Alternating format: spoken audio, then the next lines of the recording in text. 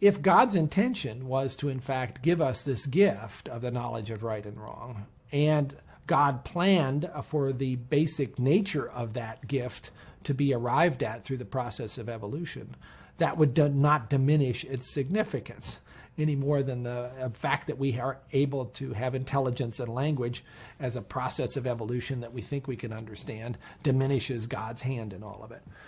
But I do think the moral law stands out for me, as somebody who studies evolution every day, as a pretty interesting phenomenon that is not fully explained by what we currently understand.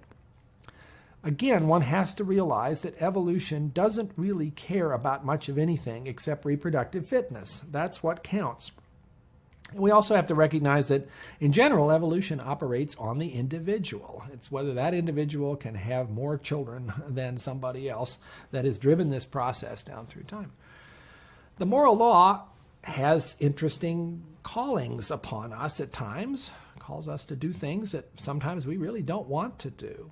And the place that I think is particularly interesting is this whole concept of altruism, this calling that we have to be unselfish, when oftentimes we feel like we want to be selfish. And particularly when that calls sacrificial acts, or even radical sacrificial acts, such as putting one's own life at risk to try to help somebody else. I love the story of a fellow named Dirk Willems, who in the 16th century was imprisoned for his faith, managed to escape from the tower, running across the frozen landscape, was pursued by a guard.